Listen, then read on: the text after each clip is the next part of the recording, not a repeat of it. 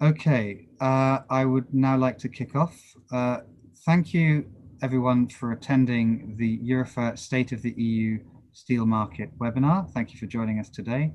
I'm joined by Alessandro Schiamarelli, who is our Director of Economic and Market Analysis and who authors these quarterly reports that EUROFER puts out on the state of the EU steel market. Today, we will be looking at the steel market up to and including the second quarter of 2020, with some analysis of the third quarter.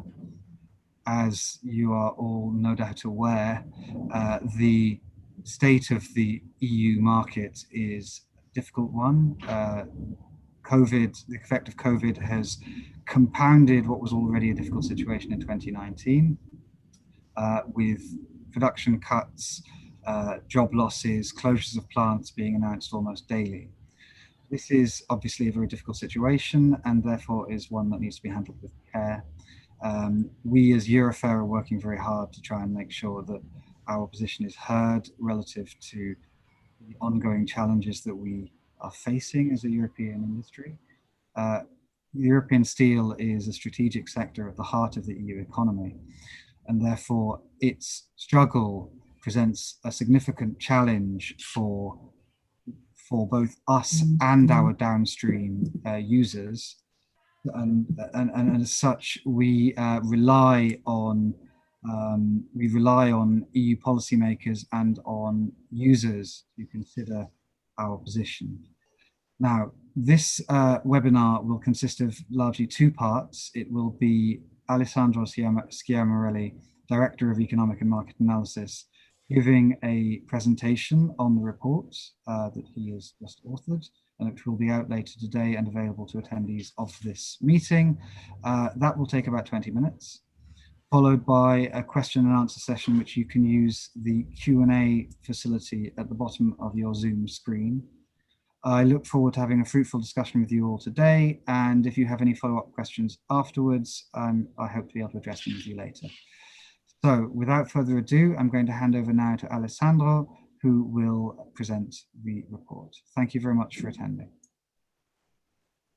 Okay, Alessandro, please. Thank you very much, Charles, for your kind introduction. Good morning, everyone.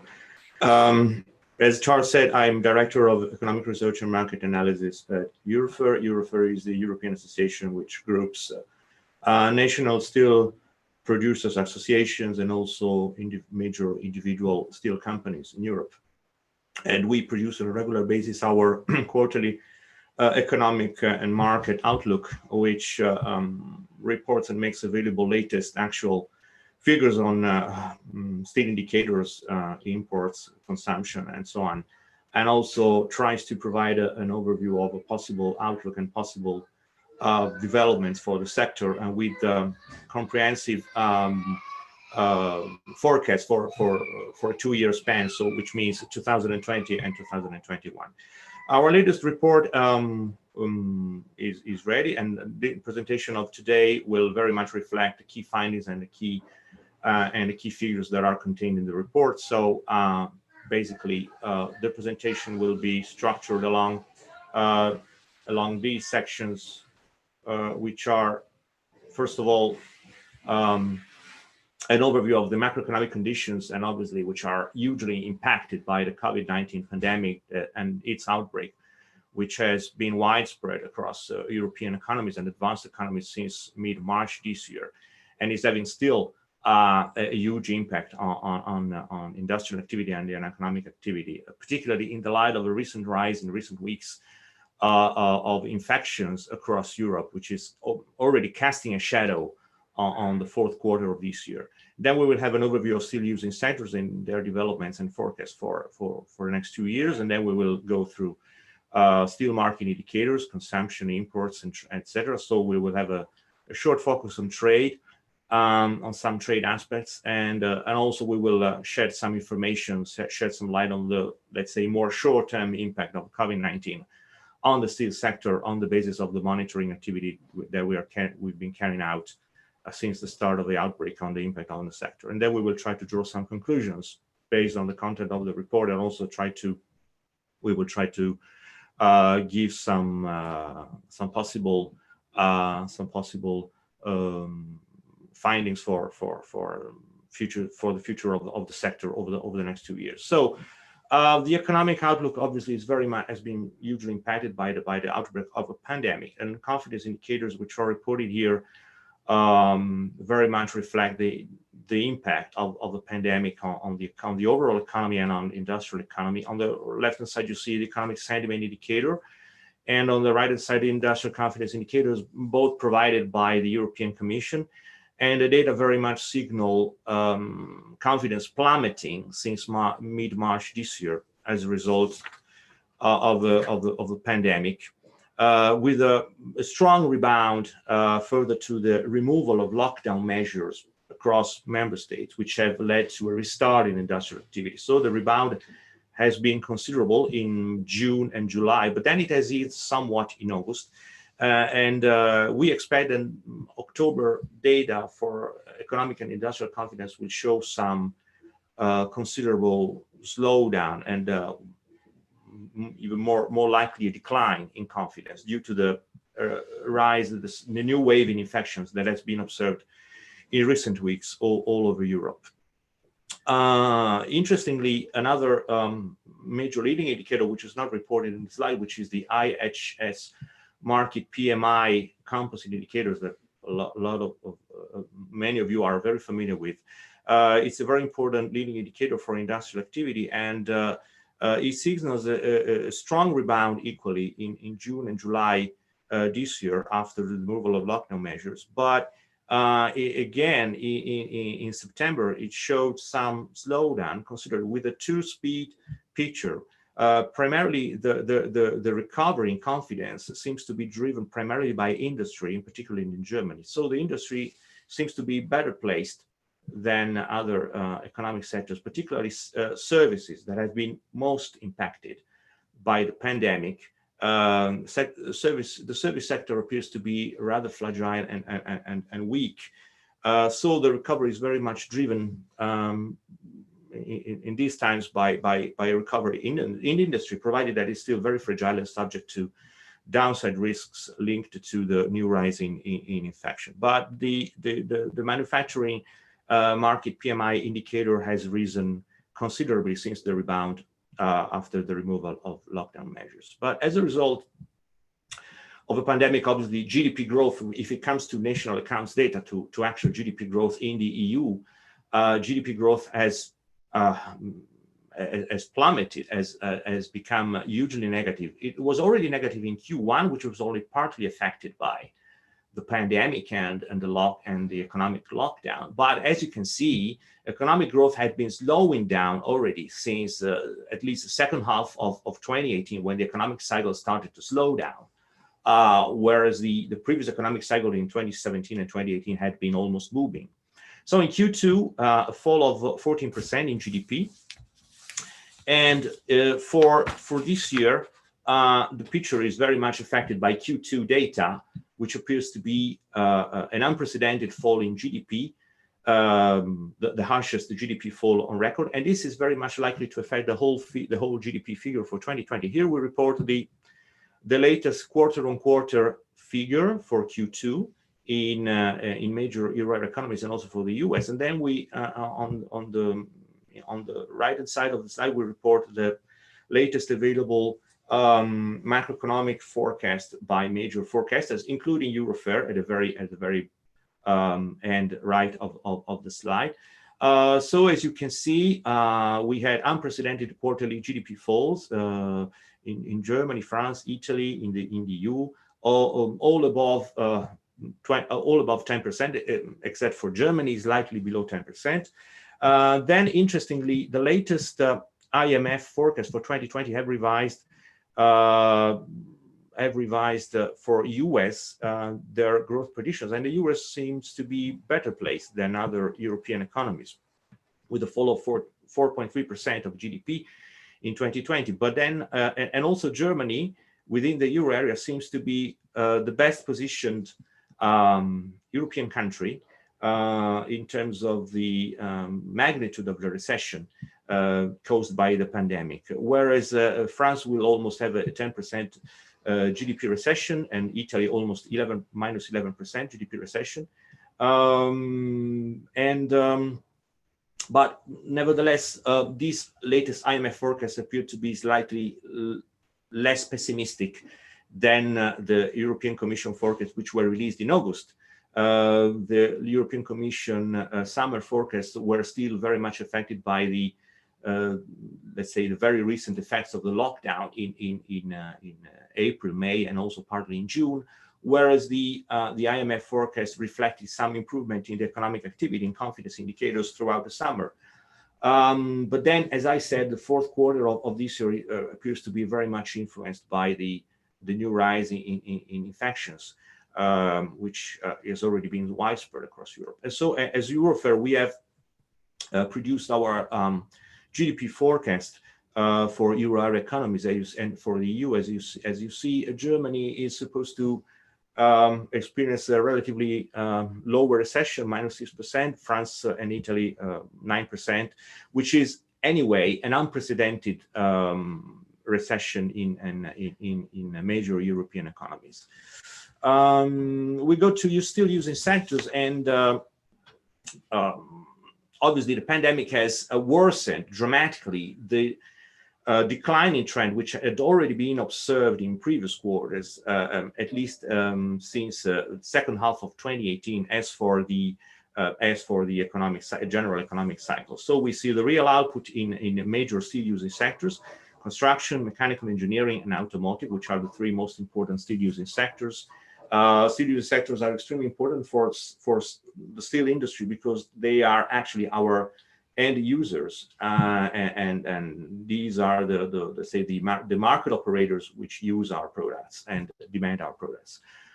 So you see the year-on-year increase in real output in these sectors, and you see the declining trend over the last few quarters, and then automotive has already been experiencing a dramatic fall, a considerable fall in output since at least Q3 18, and then throughout 2019, recording the worst performances compared to other steel-using sectors, whereas construction has proven more resilient than other steel-using sectors, and this has resulted in a negative growth rate only in Q2 in this year, as a result also of the pandemic. And the pandemic has clearly dramatically worsened the picture, and has led ultimately in double-digit falls in automotive, almost 45%, but also mechanical engineering and total sweep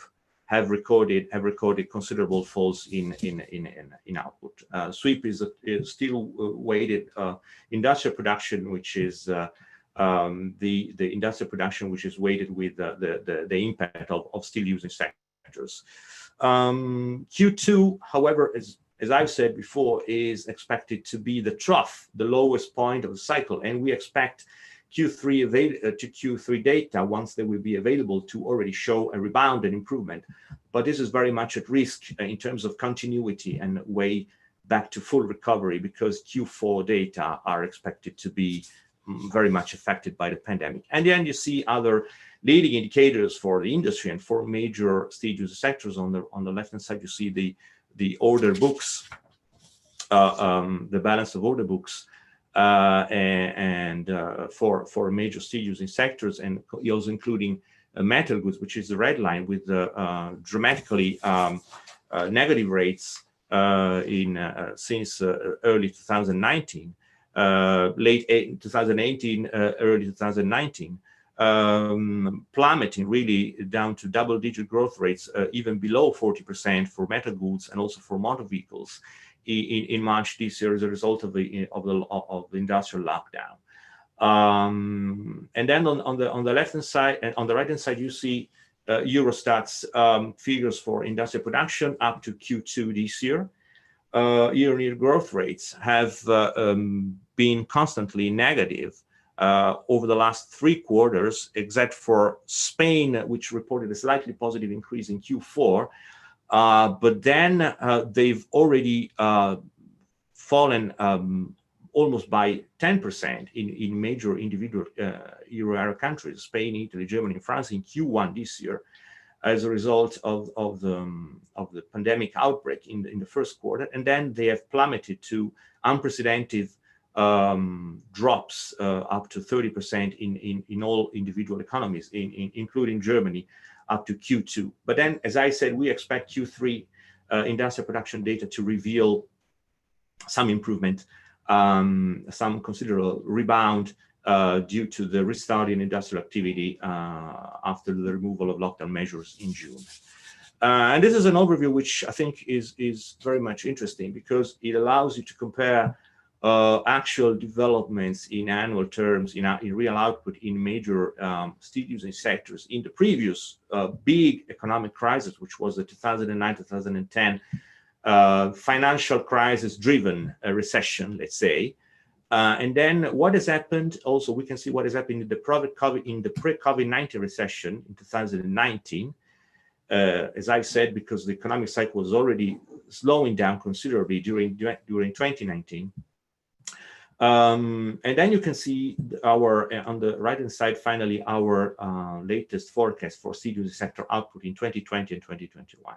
So in a nutshell, the construction sector was very much impacted during the financial crisis of 2009, primarily because the financial crisis started from the construction sector. The housing market collapse in the US was very much a driving factor behind, whereas it is expected to be the least affected sector this time around. It still recorded positive growth in 2019 by 3.6%.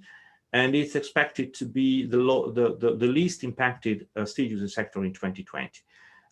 Whereas automotive was already dramatically impacted in 2009, already recorded 2 consecutive years of recession in 2018 and 2019. In 2019, automotive fell by 5%, and is expected to record its harshest recession ever experienced in 2020 by 20.6%. The reason why the steel using sectors recorded such a weak performance in 2019, and particularly automotive, but as you can see also mechanical engineering and domestic appliances, is mainly because, as you've seen from our previous report, the global manufacturing picture weakened considerably as a result of many downside factors, namely the natural end of a previous booming cycle, 2017-2018, and also trade tensions which arose in the global trade environment, and also tensions around the new automotive electric vehicle regulation and uncertainty among producers and consumers, which all affected automotive demand in particular. But then the manufacturing cycle entered a very serious crisis, which has then culminated in these record falls in Q2, mostly affected also by the pandemic. As in relation to our latest forecast, as you can see, we see forecast for all major steel using sectors in 2020. Total sweep is expected to fall by 10.4%. Construction, as I said, will record the least, let's say the lowest, so to say, recession in 2020, and automotive will experience the worst recession. In 2021, we expect a rebound, which we have quantified more or less, as you can see. But obviously, these forecasts are subject to a wide degree of uncertainty and may be revised over the next few quarters as a result of the evolution of the global picture and the evolution, most importantly, of the pandemic, and the much will depend on the timing of the recovery and whether recovery will be sustained and continued in early 2021. Then we have a brief overview of 2 steel using sectors, in particular, construction and automotive, mainly because these are the 2 most important steel using sectors for our industry. Construction accounts for roughly 34% of steel consumption in Europe. The current situation, as you can see, also from the construction confidence indicator on the top of the chart, the situation has been widely affected by the pandemic, whereas the sector had proven more relatively resilient in the past quarters and months. But then obviously confidence has collapsed in March and has rebounded as a result of the restart in activity and in construction works. Particularly what is expected to be very important for the next 2 years, and particularly for 2021, is that considerable support should come from public construction, primarily because EU governments are expected to boost public construction works and use them as a counter-cyclical macroeconomic tool to tackle the worst effect of the COVID pandemic on the economy. And then the completion of public construction projects should receive considerable impetus. So construction output will rebound by 5% in 2021, provided that we will have no major economic shocks in 2021 and recovery will continue. For automotive, the picture is even more gloomy, more negative, as we said. We report our latest numbers provided by the European Car Makers Association. So we, interestingly, on a year-to-date basis in September, the sales of new passenger cars fell by roughly 30%. But interestingly, in the same month, in September, year-on-year, compared to September last year, there was an increase for the first time by 3.1%, which is an encouraging signal. And the same for commercial vehicles. But however, although dealerships opened again after the removal of lockdown measures across Europe, car demand appears to be extremely weak, and also because we as macroeconomic forecasters, we don't expect a substantial improvement in household income, and therefore demand of cars from consumers is expected to remain rather low, at least throughout 2020 and also in early 2021, but depending on the speed and the intensity of the economic recovery. But we don't expect car demand to improve substantially over the next few months and quarters. And so the outlook for 2021 is very much affected by the pandemic of developments and the extension of this new wave, which we're having these weeks. But for 2020, the slump is at least 20%, as we said, very much affected by the lockdown in March and April, and by very, very depressed consumer demand due to loss of income and loss of jobs across Europe. So we expect a rebound of 18% in 2021, provided that no major shocks additional shocks will occur. And then we go quickly to the steel market. This is a slide which I think provides an interesting overview of developments of the EU steel market as an industry, as a producer over the last 11 years, at least. Before it provides you an overview of what has happened before and after the two latest big economic recession. So before 2008, when we had the first recession, and then before the current recession linked to the pandemic in 2020, crude steel production, you see, shows a decline, a long-term decline for the EU. And actually, we have never recovered up to the levels observed before the crisis of 2008 and 2009. In 2019, which is the latest year fully available, we have seen a decrease over the previous year of 6% in steel production. And over the whole period, 2008-2020, assuming a year-to-date projection for 2020, the compound average growth rate has been negative by 3.1%. So we see a long-term decline in steel production in Europe. And against this background, we see, as it is reported in our quarterly report, we see developments in demand on the demand side over the last few quarters, and then you see that reflecting the depressed steel demand and the very weak steel using sectors and the very weak manufacturing activity, apparent steel consumption has been recording negative growth rates over the last 6 quarters. This negative trend has started actually in the first quarter of 2019, but then obviously has worsened considerably, reaching negative growth rates above 10% in the fourth quarter of 2019, which was already very much affected by the negative developments in the industrial cycle.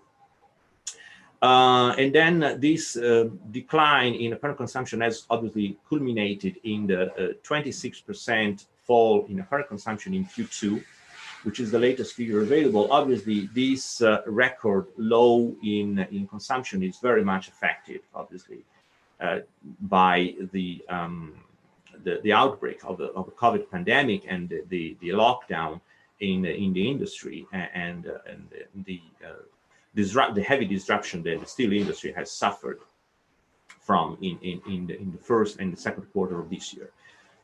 So we also expect that Q2 will represent the lowest point of the cycle, the trough, and then we expect some rebound and some improvement in Q3, which will reflect the restart in industrial activity and some improvement in general economic and industry landscape.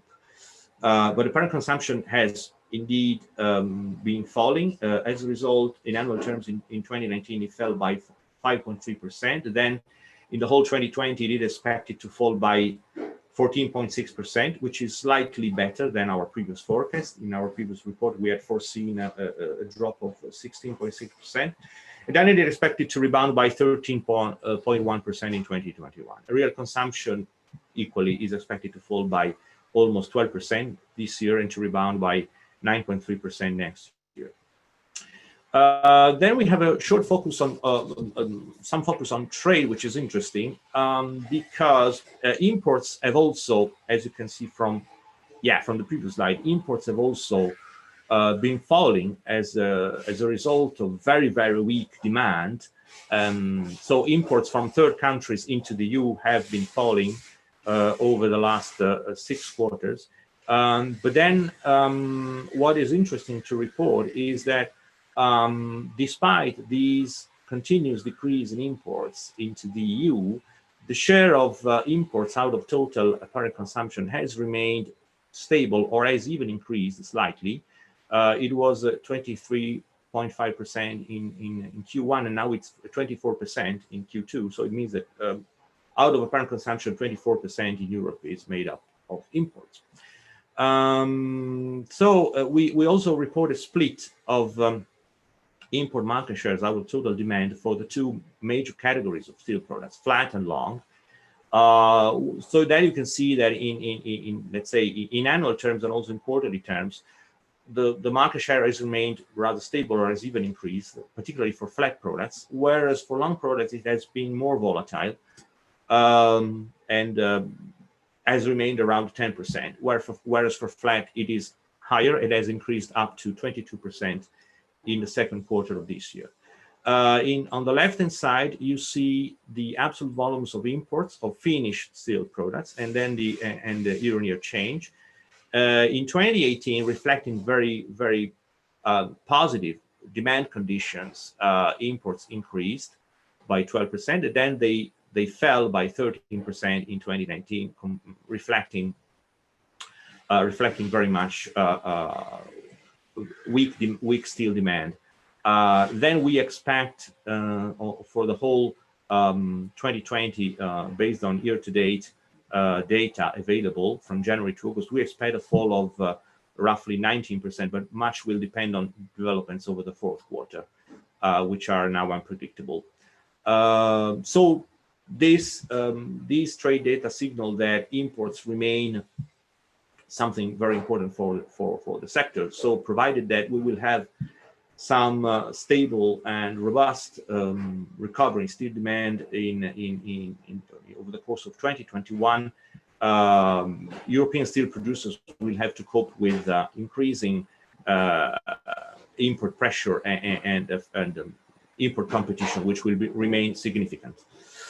Then we'll have a focus lastly on the very short-term impact on the COVID-19 crisis, which is the result of a monitoring activity we've been carrying out together with the European Commission, since the start of lockdown measure in March this year. The lockdown of the industry has and the shutdown in steel industry between mid-March and end of May have led so far to a cut in production by 70% year on year. This is the latest data available up to the 22nd of October. So it means that because of the pandemic, the EU steel sector has already lost 70% of its production. And equally, orders of flat products have decreased by 17%, and orders of long products since March this year compared to the same period of last year have decreased by 17% and 14% respectively. The harshest consequences of the lockdown have so far been in relation to employment. So 28% of the workforce is affected by temporary layoffs or reduced working time or part-time employment. This is an improvement compared to 43% in September, but it's still quite significant. And at the same time, as I said earlier, we have neighboring regions, third countries that have continued to increase capacity and stockpiling even in recent months, despite the pandemic, and anticipating the recovery in steel demand, which may take place at some point in 2021. We are not able yet to say, as I've said before, we're not able yet to say precisely when the recovery will take place. But we had expected in our previous report that already we might have seen some recovery in steel demand in late 2020, but now this is very much subject to uncertainty due to the recent developments in the pandemic. So we expect that a substantial recovery in steel demand may not happen before Q1, maybe even Q2 2021. But much will depend on the speed of the industrial recovery and on the stability of the economic background. Then last point, which relates to trade, is that the EU state safeguards that were reviewed by the Commission in June this year have, in our view, not been adjusted properly to reflect the changes in the market, also in the light of the pandemic developments, so that the EU steel industry will be subject to potential very tough competition by third countries once demand will pick up. And because the market penetration of imports remains, as I said, high in historical terms. So we will have to face competition again from imports once demand will pick up. To recap, key findings of this presentation, which are also included more in detail in the report. As you can see, EU and Western economies should have now bottomed out in Q3 after the harshest point of the cycle in Q2. But the latest confidence indicators, however, reveal that recovery is very slow and uncertain and subject to wide and widespread uncertainty factors. Rebound is expected in Q3 in the industry and in the economy, but clouds on the horizon again in Q4 because the pandemic is back, as you know. So the latest numbers are very worrying, and we are afraid that it might lead to another considerable slowdown in industrial activity.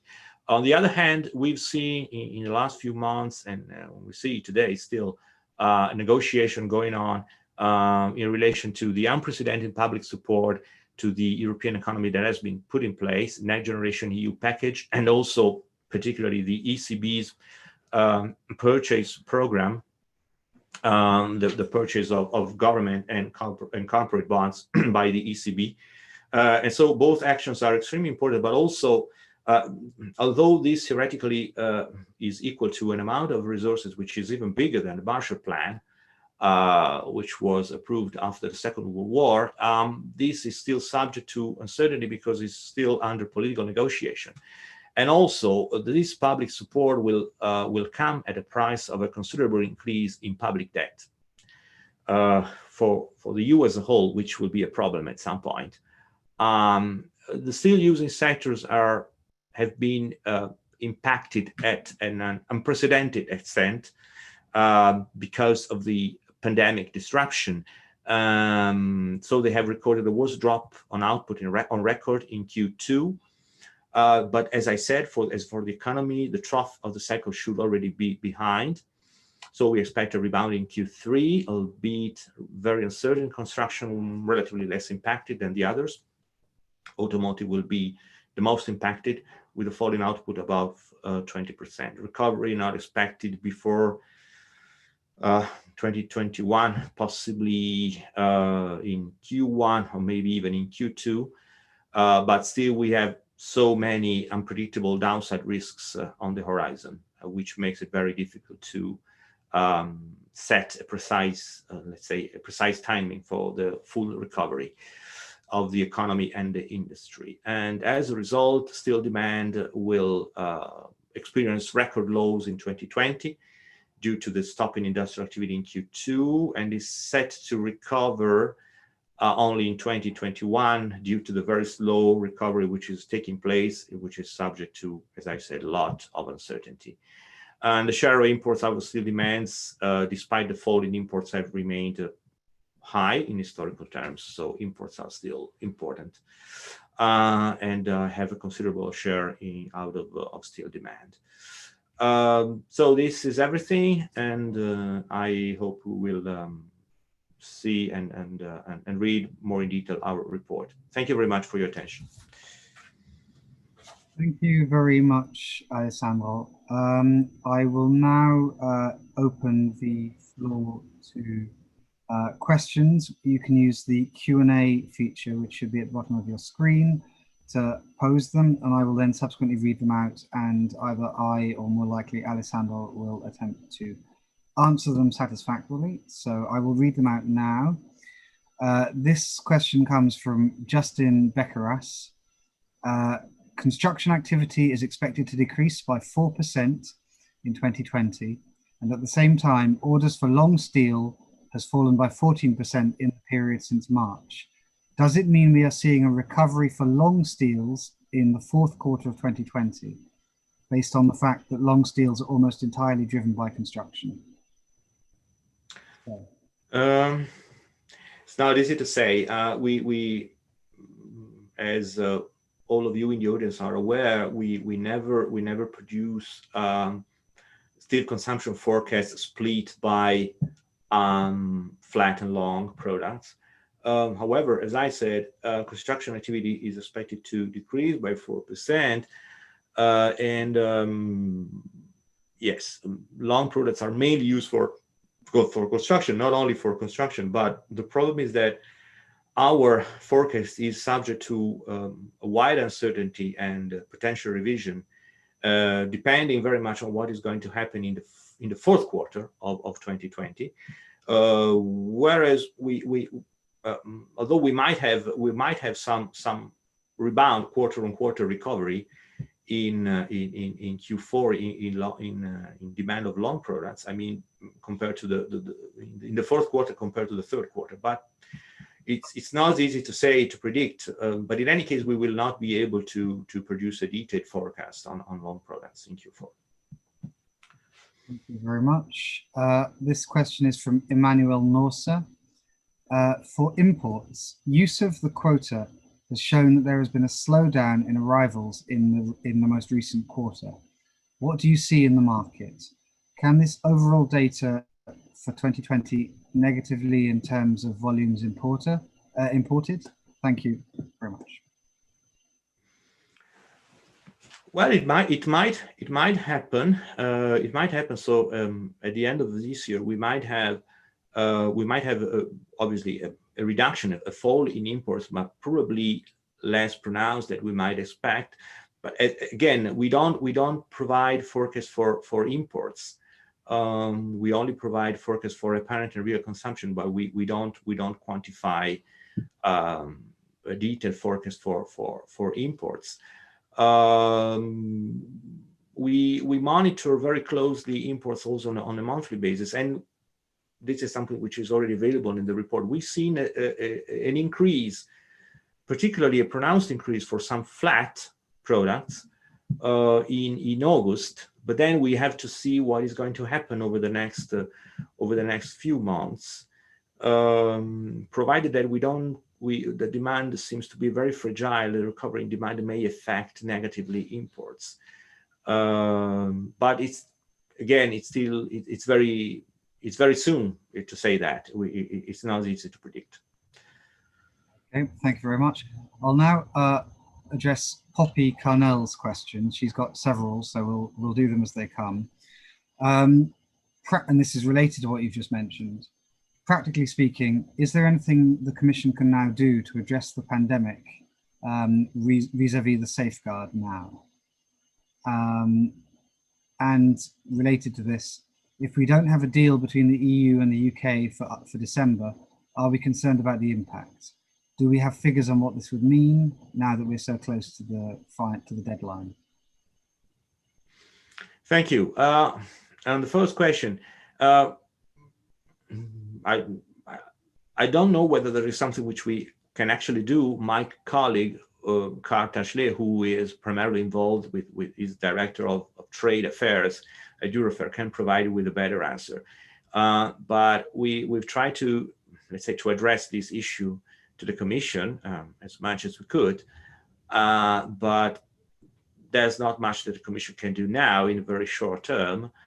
Yeah, the Commission collects our figures on the impact of the pandemic, which are very serious, and that's the best we can do at the moment. On the second question, yeah, this is another major source of uncertainty, which I haven't mentioned in my presentation, but we have very much clear in our mind. Brexit remains a threat because there's a high likelihood that we will get, at the end of the day, we'll get a no-deal Brexit on 1st January 2021. And obviously, as EUROFER, we are very much against a no-deal Brexit. We hope that the UK will remain in the internal market.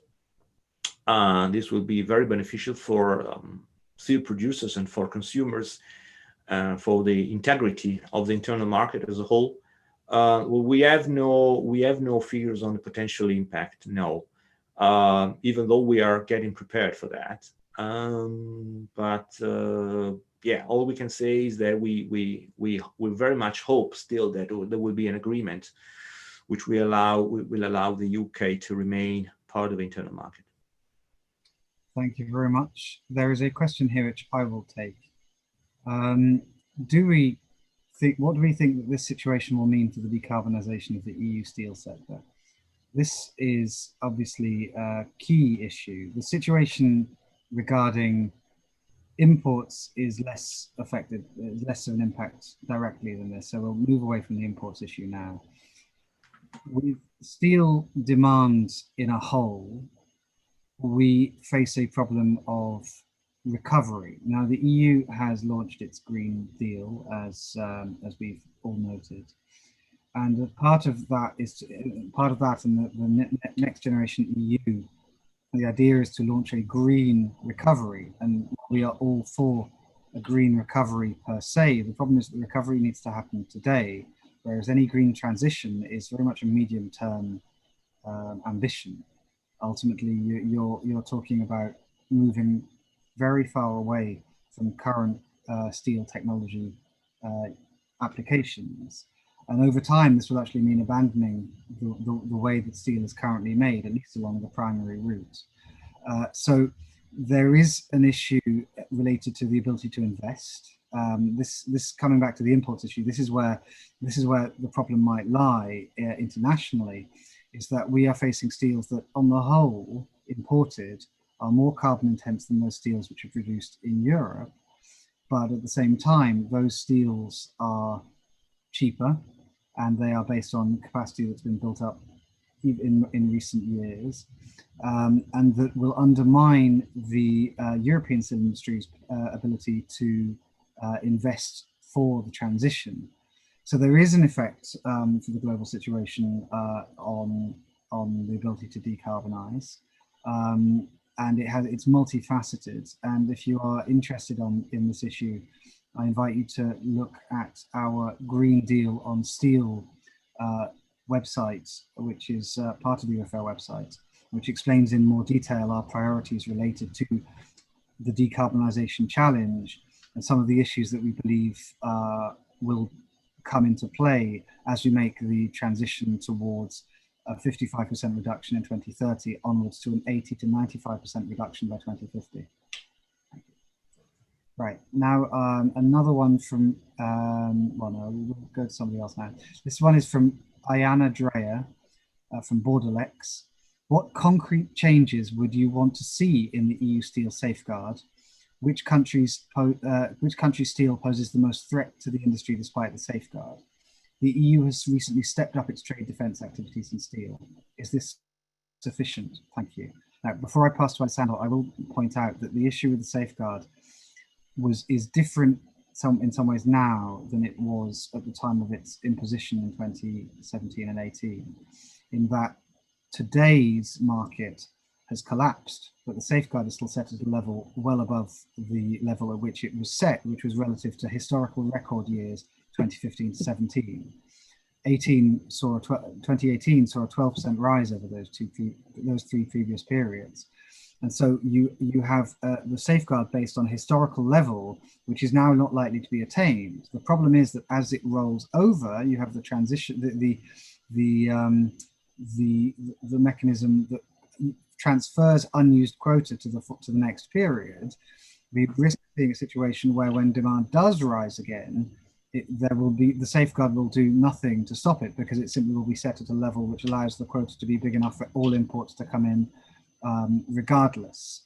And the point will be that the share of imports as a share of the market will be far larger as a result. And that's the damage as much as anything else. But I defer to Alessandro for more detail on that. No, I don't have anything to add to what you said. I think it's exhaustive. Okay, now moving on to, I'll go back up to a question on construction permits. That's a bit detailed. This is from Luvuyu. From a long-term perspective, steel output and demand has been on decline post the financial crisis, declining from over 210 million tons of crude steel to 158 million tons in 2019. Do you see the output reaching pre-global financial crisis levels? The urbanization rate in Europe is quite high, as expected for a developed economy. Given that, where do you see growth in demand coming from in the coming years? Thank you. Well, as I said, partly in my presentation, we expect, at least over the short term, that's to say over the next 2-3 years, we expect the main source of growth for construction to be represented by civil engineering and public construction. We do not see residential construction and private non-residential as a source of growth. Particularly private non-residential appears to be the most affected construction subsector as a consequence of the pandemic. The pandemic has slashed really demand for offices and commercial buildings in city centers all over Europe these days. But also, despite quite high urbanization rates, we do not see residential construction as a source of growth over the next few years. It is true that on average urbanization rate is high, but then you have to see there are major differences across European countries, and even within European countries. You have very urbanized areas around capitals and big cities, but then you have very, very large areas where population density is very low. So therefore, and also demographics do not appear to be very favorable in terms of residential demand. So we do not expect residential and non-residential to provide a strong impetus to construction demand. Whereas, as I said, we expect governments and the EU, and also the EU authorities, the Commission, to push considerably for public construction over the next few years, also as a traditional, let's say, economic tool to boost economic growth. Thank you very much. There are a number of questions here which I'm afraid are beyond the scope of this call. I'm afraid we can't talk about ETS allocation in this call. This is on the Economic and Market Report, not on the EU ETS. So I can't address that. I'm afraid the question from Justin Beckeros on construction permits is too specific for this. And on timing on guidance on government support for infrastructure is again beyond our scope. There is a question from Poppy again, following up on Ilana's question. I understand the issue of the levels, but when and how are you asking the Commission to address this? Is there dialogue with the EC on finding a solution? As it happens, EUROFER has asked, and it's hardly a surprise, though it's not exactly been publicly announced, but it's hardly a surprise that we have asked the Commission to extend the safeguard as long as is necessary. I want to remind the audience that the Section 232 measures which first justified the imposition of the safeguard are still in effect. So that's not, and they're not going away, and at least until Donald Trump is out of office. It could well be that it's next week, but if he is still in office, or even if Biden does win, he might well retain the measures, in which case the justification for the safeguard remains. But what we are asking for, and what we had asked for previously in any case, was that the size of the safeguard reflect the size of the market in which those imports arrive. Because, and it does come back to the levels, despite the question, because without levels for safeguards which are determined on the basis of the historical share, but are actually relevant to the size of that market, the safeguard is not going to be effective. But in addition to that, there are obviously many of the changes to the safeguard that we have wished from the off, some of which have been implemented, such as having country-specific quotas for certain products. But issues such as the unused transfer quota mechanism have not been addressed. That should be. And as for the automatic, and the same is true of the automatic sizing of the market, which continues apace, despite the fact that the market is obviously a much different size to how it was previously. Now that we've answered, there's one or two more relevant ones. So this is from Daniel Palmer. Arguably, the EU market continues to experience a disconnect between production capabilities, capacities, and declining demand levels, not being unrelated to further imports. In this light, could you elaborate on your view on the potential for European steel market consolidation, and where you see potential opportunities for this happening and for capacity to go offline? Can this even be addressed given the ongoing politicization and state involvement? For example, see ILVA. Now, again, before I pass on to Alessandro, I'd like to say on this point, global overcapacity was, before the pandemic, 450 million tons a year. 300 million tons a year of that was probably in China, according to the OECD. These are very large figures. Global overcapacity is a very major issue, but as a previous speaker pointed out, capacity in the EU has actually been quite sharply reduced in recent years, falling by something like 30 or 40 million tons in the last decade. Meanwhile, capacity abroad has actually risen, despite there being no economic justification for doing that.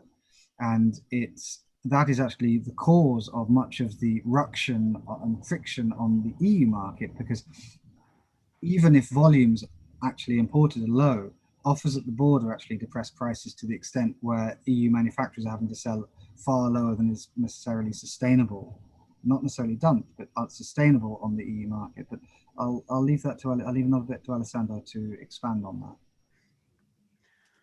Thanks, Charles. No, I fully agree with you. I mean, I don't want to say again what you already said. There has been a long-term trend in increasing capacity by major competitors, let's say steel producers from other parts of the world, primarily China, but not only China. China, which we've seen in recent months, China has already restarted its economy, not at full potential, but then has already back on track to recovery apparently, and its industrial system has started to work again. China, as well as other major exporters to the EU, has increased their capacity even during the pandemic, and this is something which matters very much. Because, as I said, once demand will pick up, this will pose some threat to European steel producers and on their ability to, to capture the increase in demand and to benefit from that. In relation to steel market consolidation, this may at some point become reality. Well, obviously, the steel market is a competitive market, is fully let's say a market, is part of a market economy. So mergers, acquisitions, and consolidations are part of a game. No surprise. In terms of government support, we now, as you know, we are now entering a revision of the stated guidelines, which are very much important for our sector, which will draw, let's say, with more precision, the boundaries and limits for state aid to steel industry. And in this respect, we will also have to see what's going to end up with, let's say, potential purchases of state purchases of steel industries. On INVA and on other individual companies, I don't want to comment because I'm not allowed to enter, let's say, discussions on the policies that are being carried out by our members. So yeah, let's see what happens. And but I don't see any specific issue on this. I mean, the steel industry plays in a market economy, so this is part of the game. And one final question. This is from Eric Onstadt from Reuters. You said COVID led to the worst drop in output on record. But on slide 8, it looks like the impact of the current crisis is less than that of the great financial crisis in 2009 to 10, with a total decline of 19.7% compared to only 10.4% this time. And the bounce back is already stronger than it was at that time. Slide 8. So let me see.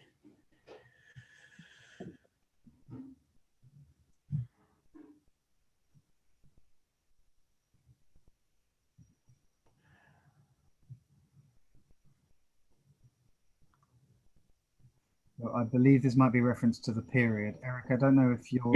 Yeah, the references to Q2.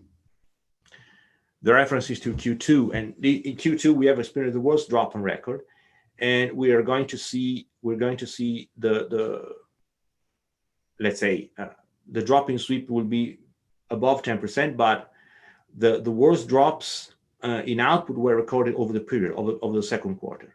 The impact of a financial crisis has been more serious because it has been more widespread across steel usage sectors. It has affected automotive, mechanical engineering, and also domestic appliances more or less to a larger extent than this crisis. But this is something which, as I said, is still subject to potential revision and a lot of uncertainty. So these numbers may change, depending very much on what's going to happen in the third and the fourth quarter. But we might see a rebound. We will certainly see a rebound in the third quarter, but we might see also again a drop or a slowdown, but more likely a drop over the fourth quarter as a result of the new wave of the pandemic. Thank you very much. And I think unless there is I'm afraid we're going to have to end it there. For any follow-up questions related to particularly the CO2, ETS, climate policy, I would be happy to address these with the individual speakers if they are so interested.